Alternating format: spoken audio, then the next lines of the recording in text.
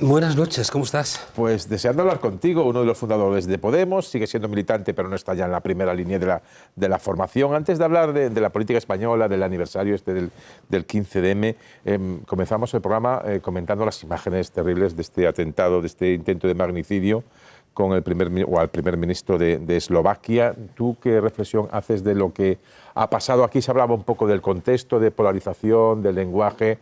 Hablábamos también del perfil que tiene el propio primer ministro. ¿Cómo estas horas? ¿Cómo lo has vivido? ¿Cómo lo valoras? Hemos gastado un poco la frase de que la historia no se repite, pero rima. Cuando se asesina a un primer ministro, se prende fuego al polvorín. Y este tipo de cuestiones pues, nos recuerda a otros momentos de la historia de Europa preocupantes. Es verdad que si el primer ministro, en vez de ser, como es el caso prorruso, fuera prooccidental, ya estarían acusando a Putin, estarían acusando a los servicios secretos, habría como mucho más ruido, ¿no? Y creo que es una señal también de lo enredado que está todo. Está más enredado que el titular ese que has intentado leer con más o menos fortuna, ¿no? Con poca fortuna. Entonces, creo que parte de lo que habéis dicho es correcto, creo que hay mucho enredo, creo que la irrupción, ¿no?, de este segundo intento de solventar la crisis de 2008, tuvo un primer intento por la izquierda, tiene un segundo intento por la extrema derecha, viene con los parlamentos muy enrevesados, hay un crecimiento en la Unión Europea de la extrema derecha, en 9 países es la primera fuerza política, vienen queriéndose hacer hueco, ¿no?, intentando arrumbar a la derecha, la están atrayendo, no lo vemos muy claro en España, hacia sus posiciones, en el caso de Madrid con Díaz Ayuso o Feijóo, que no termina de encontrar su propio espacio, también es muy evidente, y sobre todo creo que ocurre en un contexto geopolítico que es muy complicado. Es decir, este señor es primer ministro de Eslovaquia, está al lado de Chequia. Chequia ahora mismo es el país que más armas está enviando a Israel. Está llegando a España un barco a Cartagena cargado con armas que van para Israel. Se mete un poco todo en esta olla y al final lo que genera es una enorme incertidumbre donde creo que no es muy fácil encontrar soluciones. Creo que los políticos no están tampoco señalando caminos. Estoy pensando ahora mismo que no hace mucho le prendieron fuego al coche de un concejal de Podemos, ¿no?, en la Sierra de Madrid. Y agredieron a un concejal socialista, a un alcalde o exalcalde en Ponferrada, le pegaron a otro alcalde también. Y recordemos el loquito que entró en la isla y mató a casi 70 muchachos y muchachas de las juventudes socialistas. Creo que si la conclusión es que hagamos un llamado todos a parar el balón y a la calma, parece sensato, ¿no? Lo que pasa es que no está ocurriendo. No está ocurriendo y vemos, uno de los titulares que has leído es que Vox quiere hacer de Madrid la capital de la extrema derecha, ¿no? En un momento de confusión también donde es muy fácil que la gente se quede perpleja. Fíjate que Vox, que es el partido que más está apoyando lo que está haciendo Israel en Palestina, invita al ministro de antisemitismo de Israel, pero también invita a un acto a Pedro Varela, creo recordar que se llama, que es uno de los responsables máximos de la idea de la negación del Holocausto.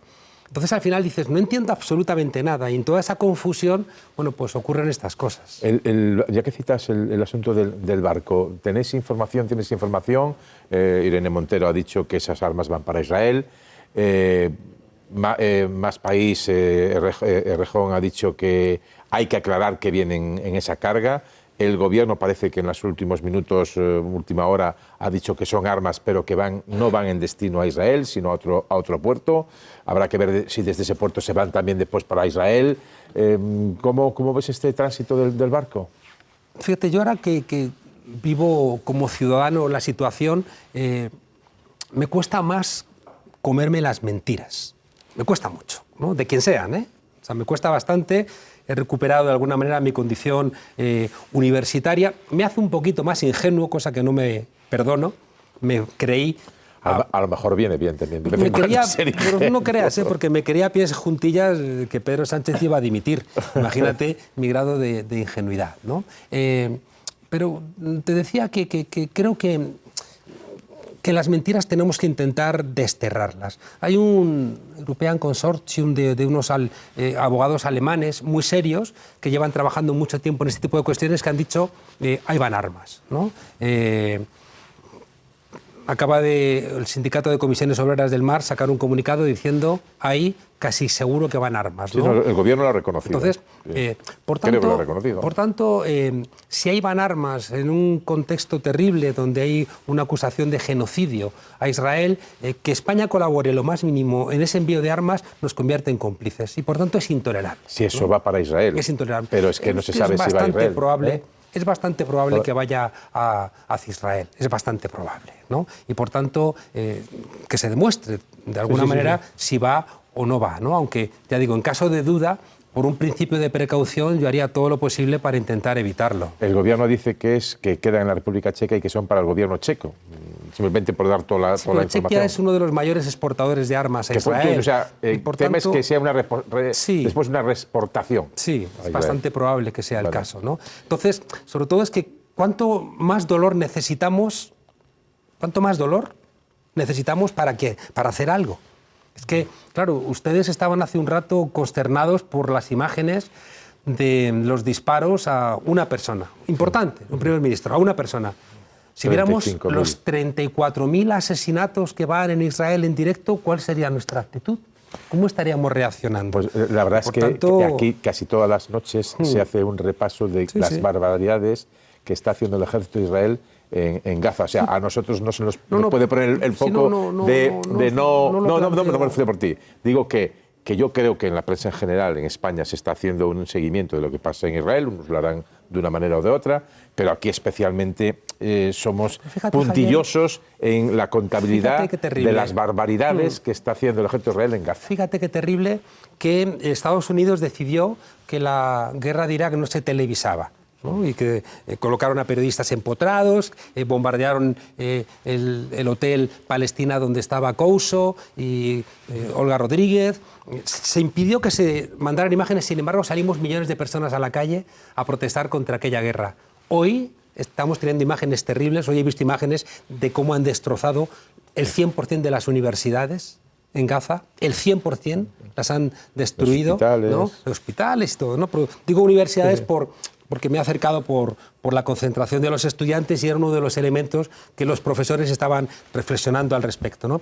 En cambio, no estamos saliendo millones de personas a la calle a protestar como sí hicimos cuando no teníamos las imágenes. Y una de dos, o las imágenes nos están abrumando tanto que al final nos paralizan, o hay algún tipo de construcción que al final está logrando que no nos duela tanto como nos dolió la guerra de Irak. ¿Cómo has visto o cómo estás viendo las protestas en las universidades? Han empezado en Estados Unidos, han llegado a España, has pasado por allí, por el campus de la Complutense. ¿Cómo has hablado con algunos de los manifestantes? ¿Cómo ves la protesta en las universidades españolas? La veo con esperanza. Empezaron también los estudiantes de Valencia y esto es verdad que el buen corazón en la gente joven se contagia muy pronto, ¿no? Entonces se han organizado con cierta rapidez, hay 300 acampadas en toda Europa, hay también grupos de profesores, los rectores han tenido que reaccionar de una manera torpe desde mi punto de vista porque es una señal de cómo la universidad va muy por detrás del sentir social, pero bueno, no deja de ser un avance que la CRUE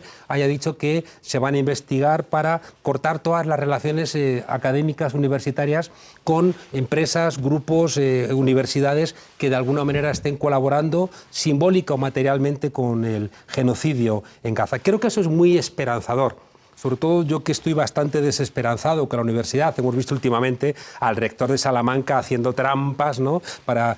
Y no solamente haciendo trampas para parecer más listo de lo que es, cosa que la universidad está feo, porque a ver luego cómo le decimos a los estudiantes que no hagan trampas. Bueno, ese señor no solamente ha hecho trampas, sino que además sus compañeros le han votado para ser rector, ¿no? Lo cual también es una señal del deterioro de esta institución que yo creo que no está. Nos metemos mucho con los partidos políticos, con los sindicatos, con vosotros los periodistas, pero no, la universidad... Con nosotros no. La universidad, vosotros no. Os lo merecéis un poco.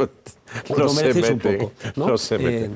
Digamos que hacéis vuestros esfuerzos para que ese regaño tome lugar. O si no, como decíais vosotros mismos al principio, claro, esa crispación tiene algún altavoz, ¿no? Sí, y esos altavoces suelen ser casi siempre mediáticos. Bueno, a lo que íbamos, creo que la universidad despierte es muy importante.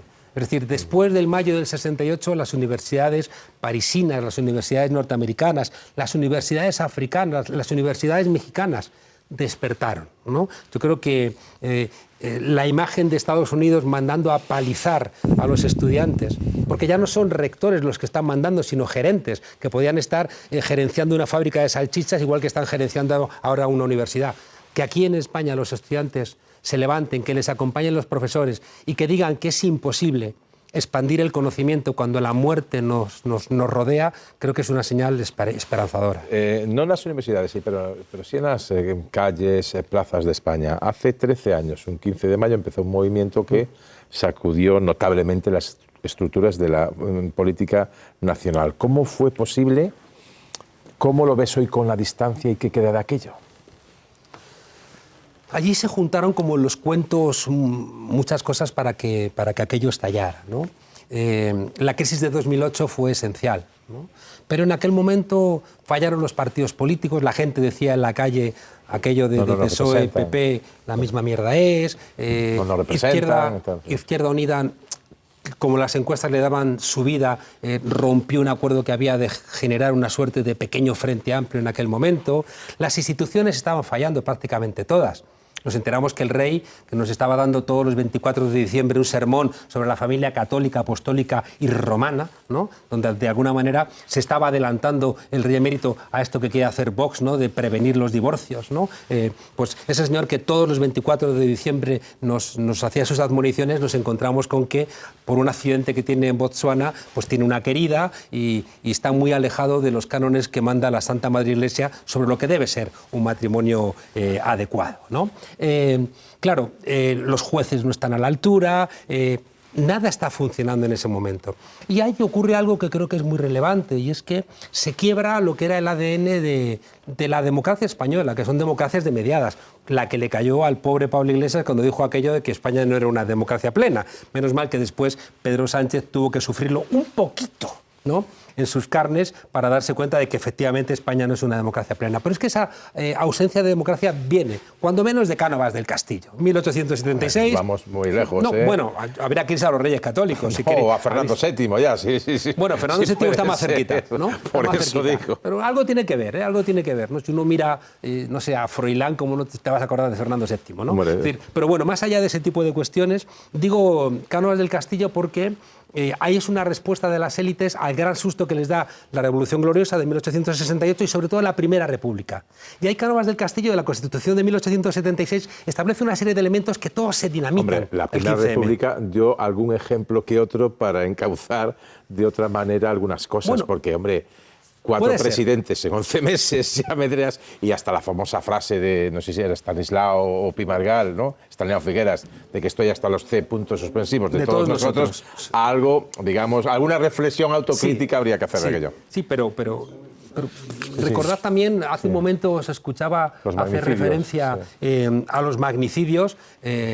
También habría que recordar la ley de fugas, ¿no? De Maura, que nos recordaba Valle Inclán, que no pudo ni siquiera estrenar Luces de Bohemia. Es decir, que había una represión constante también del pueblo. La restauración, ¿no? Tuvo eso, evidentemente. Eso también es importante. Pero lo que creo que es lo relevante, en la Constitución de 1876 se establece la monarquía, y por eso la oposición siempre ha sido republicana. Se establece el centralismo, por eso la oposición siempre ha sido a las élites, ha sido federalista. Se establece el bipartidismo, por eso siempre ha sido la oposición democrática. Se entrega en esa Constitución al rey, que también está en nuestra Constitución, el poder de las Fuerzas Armadas, tú sabes, al rey, ¿no? Por eso también la izquierda en España siempre ha sido pacifista. Hay una unión de la Iglesia con el Estado, por eso la oposición democrática en España siempre ha sido laica. Y por último, hay un capitalismo clientelar en el entorno de la corte. Por eso siempre la oposición en España ha sido socialista, comunista o anarquista. Eso se dinamita en el 15M. El rey está en Botsuana, rato vemos cómo le tienen que bajar la nuca para entrarlo en un coche por ladrón, las instituciones no están a la altura judiciales, los partidos no están. De las clases medias, hay una crisis brutal, sobre todo hay una quiebra del ascenso social, Y hay una sensación de que una de las frases que a mí más me gustaba del 15M era nos mean y dicen que llueve, ¿no? Entonces, una frase muy gallega. Esa sensación... Me sean por nos, hay que decir que chove. Así es. Esa es la frase literal, por así decirlo. Me da mucha alegría que el gallego lo pronuncies con mucha más fluidez que el inglés, ¿no? Y por tanto, sobre todo, ya digo, esa quiebra del ascenso social, la expulsión de los estudiantes de la universidad y la burla constante de las instituciones, de los partidos políticos, generó un cansancio que en aquel momento salió por la izquierda y que fue muy virtuoso, ¿no? Creo que sirvió para echar al rey emérito, que entonces nos enteramos que era un piernas, porque los medios de comunicación no nos lo habían contado durante 40 años. Eso es indiscutible. Te agradezco que al menos eso no, lo al menos no. Yo te voy concediendo muchas cosas. Te lo agradezco profundamente, ¿no? Entonces, creo que se logró echar al rey, tuvo que renovarse el Partido Socialista, tuvo que renovarse el Partido Popular, se incorporaron ideas de primarias, se renovaron un poco los ayuntamientos, surgieron las mareas que todavía a día de hoy siguen empujando. No, las mareas empujando en Galicia, aquello ya es me refiero a las mareas muertas más que vivas. Me refiero a las mareas profesionales de la educación, de la sanidad, no a las mareas gallegas, que esas están en una cosa, haciendo autocrítica. Pero es importante entender que el 15M fue un revulsivo que yo creo cuyo ciclo no se ha acabado. Creo que está en una siesta intranquila. Es decir, porque las razones de todo aquello siguen vigentes. Es decir, es verdad que, por ejemplo, hemos solventado el problema del desempleo, pero con empleos muy precarios y con empleos amenazados y con la amenaza de una vivienda que te permite trabajar pero no te permite habitar, con una sensación también de que estudiar no sirve para gran cosa, con una sensación de alejamiento respecto de la política, con unos políticos que tienes la sensación de que están pensando en sus problemas personales y no tanto en los problemas del país. Creo que todo eso está ahí pendiente. Lo que pasa es que me temo, y es la parte de mi visión negativa, que si en 2011 todo ese enfado salió por la izquierda, creo que ahora se va a articular por la derecha. Podemos surge en las protestas del 11, del 15M.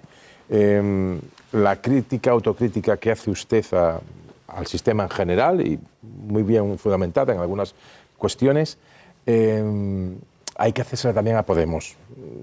Ya sé que Podemos ha sufrido, y aquí lo hemos denunciado, lo que ha sufrido, una persecución judicial y mediática sin discusión.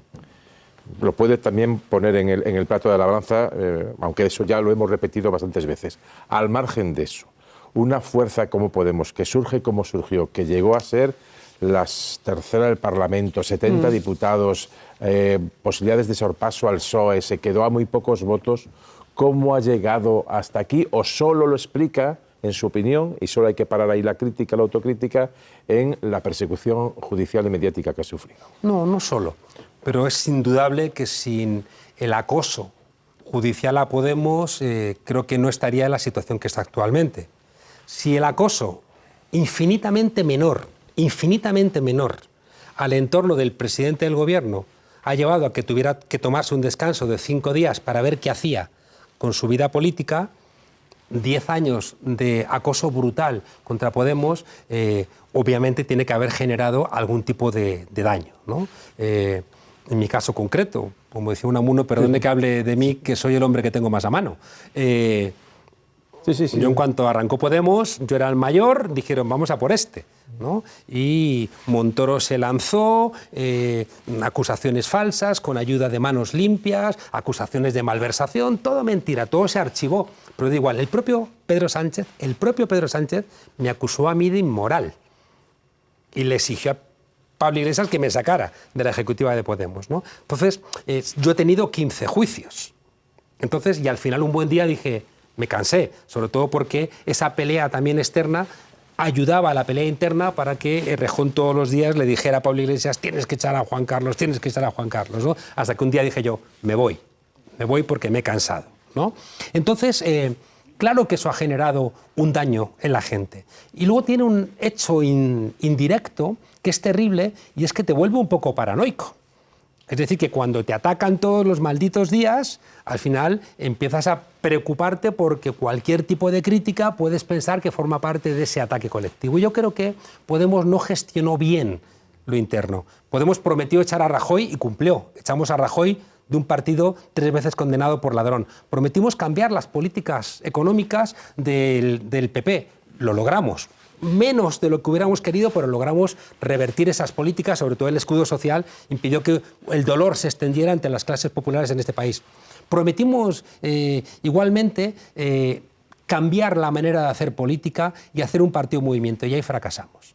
Podemos fue un partido muy de la televisión, fue un partido que tenía una parte electoral y una parte participativa. La parte electoral cumplimos, 5 millones de votos, la parte más de los círculos no la cumplimos, ¿no? Y de alguna manera caímos en algo que recuerdo en una conversación con otro profesor, Bastos, en la televisión gallega. Yo le decía, yo también soy lector de Robert Michels, yo sé que la ley de hierro de la oligarquía afecta a todas las organizaciones, pero el propio Michels plantea unas vacunas que tienen que ver con inyectarle democracia clásica, rotación en los cargos, revocación de mandatos, rendición de cuentas horizontal, y le inyectamos al partido esas cosas, pero no sirvió. Yo creo que al final sí que se hizo real la ley de hierro de la oligarquía, la dirección se fue de alguna manera reduciendo, se fue marchando gente y no tuvimos, para mí esto es lo más relevante, no tuvimos la sensibilidad de pensar que los que se iban tenían alguna razón para marcharse. Y pensábamos que los que se iban eran todos pues como Errejón, ¿no? Que cuando pierde el Congreso de Podemos, en vez de castigarle como castigó el PSOE a Madina,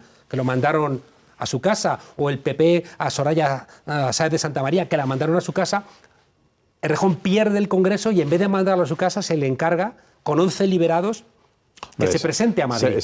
Vamos a ver, no lo castigaron del Congreso, pero lo mandaban a lo que, de nuevo vuelvo al gallego, se llama opoleiro. Es decir, a Errejón lo mandaron bastante lejos. No es verdad. No es verdad. Es decir, cuando él pierde el Congreso de Vistalegre II, se le pide. ¿No era la mano derecha? No estaba con Pablo Iglesias abajo. Se le pide. Hasta lo de las manos con Calviva y luego se va para arriba, ¿no? Se le pide, es decir, se le castiga con la joya de la corona, que se presente por Podemos a la Comunidad de Madrid, al sitio más relevante, y se le liberan a 11 personas. Pero a lo mejor él prefería seguir en el Congreso. Y él utiliza. Él aceptó ese cargo. Él aceptó y utiliza ese espacio para, en silencio y con los recursos que le está poniendo el partido, montar otro partido, ¿no? Entonces, al final, ¿qué le ocurrió a Podemos? Que pensaba que todo el mundo que disentía pues, se comportaba de una manera tan poco virtuosa como Errejón. Y al final, ¿qué ocurrió? Pues que no, que había gente que no estaba conforme porque no le gustaba cómo se estaban haciendo las cosas, o porque había gente cuyos comportamientos le parecían poco democráticos, o porque quería recuperar los círculos, y a todos se les trató igual o parecido. Y creo que eso ayudó al final para que ese trabajo sucio que habían hecho la policía política, jueces corruptos, algunos de ellos en la cárcel por prevaricador, medios de comunicación corruptos, muy bien engrasados por Isabel Díaz Ayuso, ¿no? Al final, todo eso se sumó a esos errores propios de no haber creado el partido, y es el resultado actual. ¿Qué pesó más? ¿Lo que usted dice que fue la persecución que sufrió Podemos o los errores internos? Es decir, pasar de 70 a 4 diputados, o a una situación, digamos, donde evidentemente ha perdido la presencia que tenía, ¿es solo explicable por cuestiones exógenas, como dices, o de gestión para que tantos y tantos que empezaron con Podemos en el inicio se acaban yendo fuera? ¿Es solo culpa de los de fuera o de dentro más? ¿Qué pesa más? Como profesor siempre digo a los alumnos que solo los necios afirman con absoluta rotundidad, y que los que pretendemos tener algo de sabiduría siempre dudamos, ¿no? Y tenemos nuestras faltas de certezas, ¿no? Yo que lo he vivido, te digo que los ataques generaron una sensación también de cierto acoso. Y vi cómo Podemos iba encastillando y cómo Podemos iba recelando de la democracia interna. Eso lo he visto, ¿no? Entonces, claro, si uno no hubiera ocurrido lo otro, o hubiera ocurrido más tarde, ¿no? Y por tanto, intentar repartir culpas creo que no ha lugar. Lo que sí que puedo asegurarte es que ningún partido político, ninguno, ¿no?, ha sufrido el acoso, ¿no?, que ha sufrido Podemos, y al final pues terminas pagándole un precio. Y cuidado, que jueces como García Castellón o Escalonilla han tergiversado resultados electorales.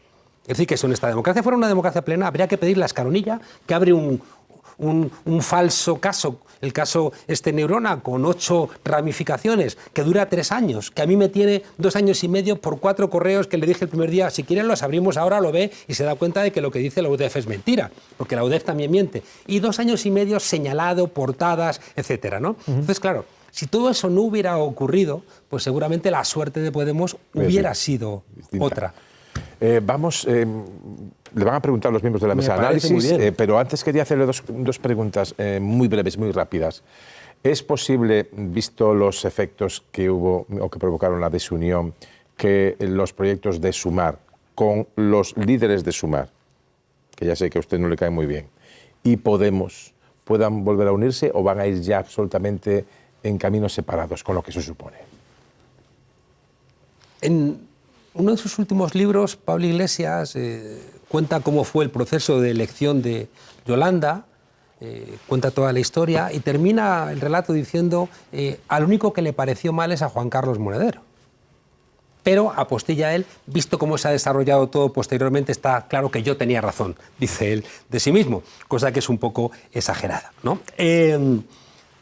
Creo que todo lo que acompaña a Sumar ha estado mal hecho desde el principio y lo que mal empieza, pues mal acaba, ¿no? Yolanda, una excelente ministra de Trabajo, creo que se le dio una tarea que no podía desarrollar y que desde el comienzo empezó a atacar a la principal fuerza de Sumar, que era Podemos. Entonces, es un disparate. Ha terminado también atacando a la segunda fuerza o a la fuerza que quedaba más poderosa dentro de Sumar, que es Izquierda Unida, a la que le han dado un cuarto espacio en las listas que ni siquiera hay garantías de que salga, ¿no? Creo que los vetos iniciales fueron un absoluto error. Creo que el ninguneo de Podemos en el Parlamento fue un error.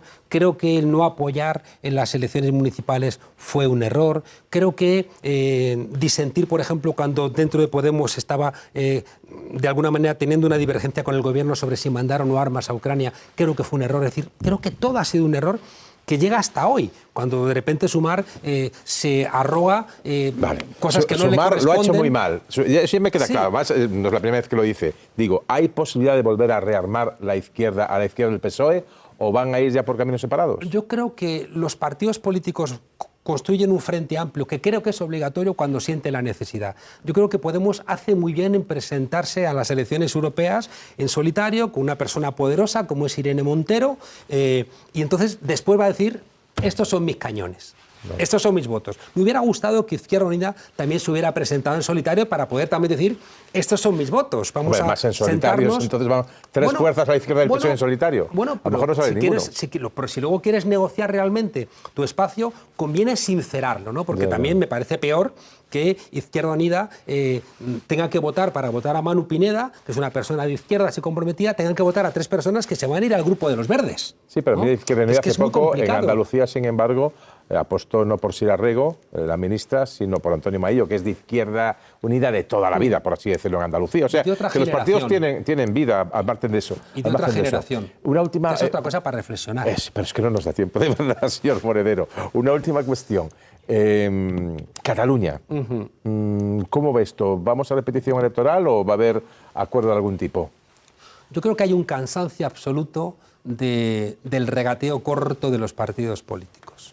Yo creo que Convergencia y Unió, ¿no? Desde el 15M empezó a meter la pata cuando quiso apropiarse en un momento de debilidad electoral del movimiento que surgió en las calles, el 15M, para derivarlo hacia posiciones independentistas. Creo que todo eso ha salido mal. Creo que tiene razón Fernández cuando dice que el procés ha muerto, ¿no? Y por cierto, quiero decirle también a la gente que nos escuche de Madrid, de Andalucía, de Extremadura, les están engañando a ustedes, los del Partido Popular, cuando les hablan de ETA y cuando les hablan de la amnistía. Porque cuando van al País Vasco no hablan de ETA y cuando van a Cataluña no hablan de la amnistía. Por tanto, cuando van a sus lugares a contarles estas cosas, les están tratando a ustedes como tontos. Y ustedes verán, si quieren votar a alguien, que les tratan en Madrid, en Extremadura, en Andalucía, en Castilla y León o en Castilla-La Mancha como tontos porque les hablan de cosas que luego no hablan de donde tendrían que hablar de ellas. El independentismo ha bajado por cansancio. Dicho eso, ¿Va a gobernar ella o cree que va a haber repetición electoral? Yo creo que va a gobernar ella y debe gobernar ella. Es decir, yo creo que la democracia española no admite más regates cortos. Han hablado las urnas. El procés no ha funcionado. Los independentistas se han quedado en casa. Hay cansancio. Creo que es el momento de sustituir la pelea identitaria, que va a tener ahora sus coletazos porque todos tienen que sacar pecho de alguna manera. Hay que sustituirlo por cuestiones de clase. Hay que empezar a hablar de políticas sociales. Cataluña se ha desangrado en todo este proceso. Han perdido empresas, han perdido empleo, han perdido calidad de vida. Y por tanto, creo que es un momento de empezar a hacer políticas sociales y dejarse de esas aventuras que solamente solventan problemas de personas concretas. Creo que, ahí aparece otra vez lo generacional, creo que un tipo como Tardá ha sido muy sensato, ¿no? Ha sido muy sensato. Otra cosa es que Sánchez, que también está manejando muchos platillos en muchas pistas del circo, tenga dificultades. Pero yo espero que nada dificulte la posibilidad de construir un gobierno en Cataluña que solvente un tema que nos ha desangrado. Igual que solventamos el conflicto en el País Vasco, y hoy no hay más una discusión como la que tuvimos durante tanto tiempo con ETA, por favor, que puedan gobernar y que el proceso se termine sin que eso signifique que se termine la legítima reclamación soberanista de los catalanes, que tiene derecho y que está más consolidada que nunca, cuidado. Es decir, que el proceso ha fracasado, pero que el reconocimiento de la plurinacionalidad de España está mucho más consolidado que en ningún momento de nuestra historia. Vamos a ver cómo lo planteo. Quedan menos de 7 minutos. Yo a las 11 tendría que ir ya con los temas del día. Entonces, para la pregunta, sin preámbulos, directa y contestaciones breves dentro de lo que se pueda. Chema Crespo. ¿Por qué me mirabas a mí? A mí porque empiezo por ti. Porque empiezo por ti. Me gustan los preámbulos. Juan Carlos, buenas noches. Un gusto tenerte por aquí. La legislatura nacional aguanta. Va a llegar al final, los 3 años más o menos que quedan por delante. La pluralidad de las formaciones que sostienen al gobierno, pues sabemos la que es, pero es que ha surgido además pluralidad dentro de la pluralidad como consecuencia del paso que dio Podemos de irse al grupo mixto. ¿Qué previsión crees tú? Después de una terrible enfermedad, a Michael Caine le preguntó a un periodista, oiga, ¿y usted cómo está? Pues bien, pero oiga, pero es que vaya enfermedad que ha tenido, pero ¿cómo está? Pero bien, pero bueno, pero es que vaya enfermedad que ha tenido. Dije, mire, la alternativa era peor, ¿no? Sí. Entonces, pues esto es lo mismo, ¿no? Es decir, la alternativa es peor. Y creo que todos los que están sosteniendo al gobierno saben que la alternativa es peor porque sería dar entrada a unos locos que están rompiendo muchas cosas en muchos sitios, ¿no? Hoy leía que Milei, que es el amigo de Abascal, ha nombrado de ministra de Ciencia a una tipa que dice que la Tierra es plana, para que nos hagamos una idea, ¿no? Entonces, es que ese es el nivelazo que tenemos, ¿no? Ese es el nivelazo que tenemos. Entonces, claro, que entren estos de Vox en el gobierno porque Feijóo es incapaz de hacer otra cosa, me parece mal, ¿no? Yo creo que vamos a un modelo, aunque esto ya es más largo de contar, que era mi hipótesis hace 10 años. Yo hace 10 años, cuando Iglesias y Errejón estaban convencidos de que íbamos a entrar al gobierno, yo les decía, no vamos a entrar al gobierno, no nos van a dejar entrar al gobierno. Vamos a tener un gran resultado, igual sacamos más votos que el PSOE y va a haber una gran coalición entre el PSOE y el PP. Yo creo que vamos a ese escenario. Yo creo que va a haber un gran acuerdo de las élites, donde va a aparecer otra vez el PNV, va a aparecer esta reconstrucción de Junts, va a aparecer el PP y va a aparecer el PSOE y van a recuperar de alguna manera eso de la Constitución de Cánovas del Castillo de entonces. Creo que ese es el escenario. Ahora mismo no parece, digamos, que el PSOE y el PP pueden llegar a algún acuerdo, pero vamos a ver, por lo mejor dentro de 10 años tiene que cambiar la tesis que cambió. 10 años no tanto. Y esto, señor Monedero, tiene algo, buenas noches, ¿tiene algo que ver con eso que ha comentado en su intervención a respuesta a una de las preguntas de Xavi, de que esta vez el enfado va a surgir por la derecha? Es decir, yo creo que, yo estoy de acuerdo con usted, sí que parece que hay un corrimiento hacia la derecha en toda Europa. Pero ¿por qué se produce eso? ¿Y no tiene que ver también con otro fracaso de la izquierda para dar respuesta a las incertidumbres propias de la vida, propias de este momento histórico? Yo acabo de entregar un libro donde intento contar estas cosas y por intentar resumirlo en una frase, el modelo neoliberal, que arranca de los años de mediados de los 70 y que cobra su máximo esplendor en los 90, cuando cae la Unión Soviética y la socialdemocracia a través de la tercera vía se hace también neoliberal, rompe todos los diques que contenían las oligarquías históricas europeas. Esas oligarquías que son derrotadas después de la Segunda Guerra Mundial, y aquí llega tarde, después de la muerte del dictador, pero que lo metemos en la Constitución del 78 y por eso es tan luminosa en unas cosas. Al romperse todos los diques, cuando viene la crisis de 2008, una parte de las élites se vuelven locas y deciden, en vez de reconocer que tenemos que dar marcha atrás y recuperar el Estado social, dicen vamos a 2 tazas más de sopa. Y es cuando surgen los Trump, surgen los Milei, surgen los Bolsonaro, y etcétera, ¿no? ¿Y qué ocurre? Que cuando la izquierda no ha sido capaz en nuestros países de hacer políticas para las mayorías y una parte importante de los sectores populares tienen la sensación de que no les hemos cumplido, van a ir a lo que les queda por votar, que es a estos loquitos, ¿no? Y creo que eso es así en muchos lugares. Si no lo queremos pensar en España, pensémoslo en Argentina. Si el gobierno de Alberto Fernández no terminó de cumplir las promesas que debiera satisfacer un gobierno de izquierdas, pues la gente que le queda dice, pues votamos a este loco, que además tiene mucho apoyo mediático, tiene mucho apoyo empresarial, tiene mucho apoyo de las élites y que al final construye la posibilidad de una credibilidad que luego dura poco, ¿no? Pero cuidado, Hitler también duró 12 años, pero los rotos fueron enormes. Esther. Hola, buenas noches. ¿Cómo está usted, doña Esther Estoy Palomer? fenomenal. Una duda y 2 preguntas muy concretas. La duda, antes ha dicho que había sido Errejón y luego que había sido Pedro Sánchez quien le había pedido a Pablo Iglesias que le echara a usted de la dirección de Podemos. Aclárenos, porque eso no lo había contado nunca. ¿Cuál de los dos le pidió a Pablo Iglesias que le echara de la dirección? Está en la hemeroteca. En 2015, públicamente, en una entrevista, creo que es en Antena 3, creo que con Piqueras, Pedro Sánchez le exige a Pablo Iglesias que me eche de la ejecutiva porque considera que es inmoral. Y Errejón todos los días, iba a Pablo Iglesias a decirle Juanqui tiene que salir de la ejecutiva, Juanqui tiene que salir de la ejecutiva, porque yo chocaba con él. Es decir, que él tenía siempre posiciones muy... o sea, que fueron los dos. Que son las que ahora está poniendo en marcha Sumar, porque el problema que tiene Sumar ahora es que es una mezcla de los Verdes y de Errejón. Entre ellas, que fue la primera bronca con Errejón, él dijo que teníamos que darle el gobierno en Andalucía a Susana Díaz. Y yo le dije que me parecía una locura y ella empieza esa fricción. 2 cuestiones muy concretas. Yolanda Díaz ha dicho que es un error, a Pablo Iglesias le echaron los votantes de la política, por Errejón ya sabemos la simpatía que siente. Si usted tuviera que proponer un nombre para liderar ese espacio de la izquierda del Partido Socialista, ¿a quién ve en este momento?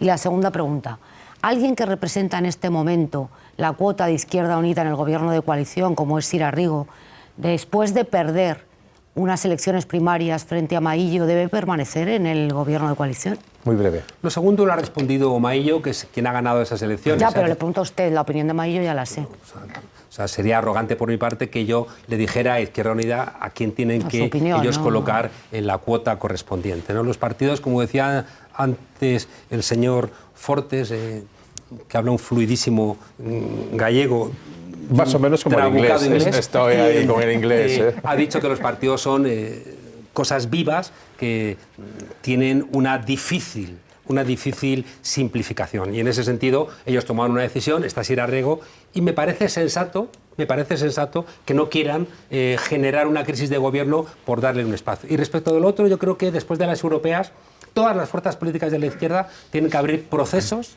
de clarificación. Podemos no lo hizo después de las municipales y autonómicas que le fue tan mal, no lo hizo después de las europeas de las generales que le fue tan mal. Después de las europeas no le queda otra que hacer una tercera asamblea donde dilucide a dónde va, y Sumar debiera hacer algo similar, e Izquierda Unida debiera hacer algo similar. Yo creo que es de ese debate con las fuerzas de la izquierda, si hay ganas, si hay claridad ideológica, como decía alguien, tendremos claridad en la organización. Última pregunta. Buenas noches, señor Monedero. ¿Cómo está usted? Estoy bien. Dijo antes que recomienda a los alumnos que desconfíen de quien se pronuncia con contundencia. Va a tener alguna charla cuando vuelva a clase, me parece. Déjeme Eso es por la televisión, porque me está constantemente el presentador diciendo... Vale, menos mal. Está bien. Llegamos a la tesis que son los focos. Los focos le hacen fruncir el ceño y entonces da una imagen más agresiva de la que tiene normalmente. Pero Juan Carlos Monedero no es así. De 2 horas, ¿no? Ya, no, yo me consta lo que son clases y de 2 horas. Y la alegría, por cierto... ¿No sabes? No hay nada más bonito en el mundo. Sí. El otro día terminé las clases y los alumnos se pusieron a aplaudir. ¿no? O sea, creo que no hay nada en el mundo porque tan hermoso. Porque acaba el curso. No hay nada tan hermoso que eso, ¿no? Y es todas las semanas, 4 horas. Yo llevo 27 años. Pregunta, Julio, que es que voy fatal de tiempo. Sí, voy rápido. Usted sabe mucho de populismo y, de hecho, tiene algún libro escrito sobre el tema. ¿Le parece que el populismo, los movimientos populistas tienen alguna responsabilidad en el incremento de la crispación, en la subida de tono, en el manejo grueso del lenguaje, en este clima frentista en el que estamos, o no tiene nada que ver? Erráis el foco. Es una pregunta solo. Sí, es como cuando la gente regaña a los palestinos que se defienden de los israelíes. Oiga, es que uno es el que ha ocupado el territorio y los otros son los que se están defendiendo. No confundamos las cosas. Como en la Segunda República. O sea, la Segunda República se defendió de los fascistas que dieron el golpe de Estado del 36. Entonces, no confundamos ese tipo de cuestiones. El populismo, o las respuestas indignadas, las primaveras árabes, Occupy Wall Street, el 15M, Podemos, son respuestas a un sistema que es anti nosotros. Es decir, que está expulsando a los jóvenes de la universidad, que está desahuciando a la gente, que tiene enfrente unos partidos políticos podridos, que tiene unas instituciones que no funcionan y que, por tanto, cuando se están señalando las cosas que no funcionan, claro que estás crispando, pero estás crispando desde la verdad y desde la honestidad, mientras que cuando pierde la derecha y crispa, lo está haciendo desde la deshonestidad de quien no reconoce el resultado electoral. Bueno. Por tanto, creo que no es comparable. Antes de que me eches... Vamos a ver, que yo te voy a echar. Si soy el que te invito, ¿quién te invita más a las televisiones públicas? Sin duda, el señor Fortes. Pues ya está. Michel Ignatieff le acaban de dar el premio Príncipe de Asturias. Y tiene un libro maravilloso que se llama Fuego y Ceniza, que es su experiencia política. Y dice, la democracia no puede funcionar en ausencia de una cultura de respeto a tu antagonista. En política debes ser leal a ti mismo, a tu partido, a la gente que te ha votado y también al país. Dado que estas lealtades van a entrar en conflicto, debes dejar claro antes de empezar que puede llegar un momento en que tengas que poner a tu país por encima de todo lo demás. Creo que esa propuesta, ojalá la escuchara Feijóo, ojalá la escuchara Pedro Sánchez, ojalá la escuchara quien gane en Esquerra, ojalá la escuchara Puigdemont, ojalá la escuchara Ortúzar, que es el que manda, ojalá la escucharan todos los responsables políticos de este país, porque creo que en esta lógica de pensar en el colectivo, en un momento en donde España se está periferizando, igual que Europa se está periferizando, donde la inteligencia artificial nos está dejando de lado, donde Escrivá, que creo que a veces no entiende nada, cree que Microsoft o Amazon o Apple o Google va a solventar los problemas de España, que no te engañes, y que por tanto ojalá tuviéramos una lógica de país, donde todos pensáramos en el conjunto a que nos vaya un poquito mejor a todos. Ha quedado recomendaciones y tareas para todos los políticos como si fueran alumnos de su facultad o de su clase. Yo creí que lo que me iba a sacar del libro era una recomendación de una academia de inglés, pero no, al final me ha leído un párrafo que seguramente nos viene bien a todos. Gracias por la invitación. Señor Monedero, es un placer. Y nada, que le vaya bien en las clases, en la política, y ya sabe que aquí bueno, en la política, siempre tiene yo ahora soy un ciudadano de a pie, tranquilo. He sacado un libro y me viera como la bordeta, lo voy a meter en una mochila y me voy a recorrer España y América Latina presentando el libro. Pues buen viaje. Muchas gracias. Muchísimas gracias por estar aquí. Muy buenas noches. Hasta aquí el primer tramo de la noche, en el que hemos conversado, como han visto, con Juan Carlos Monedero. En 5 segundos tan solo comenzamos ya a analizar la actualidad de este miércoles 15 de mayo, San Isidro, en el que Joan Tardá apuesta por que RC no bloquee la investidura de illa como presidente de la Generalitat.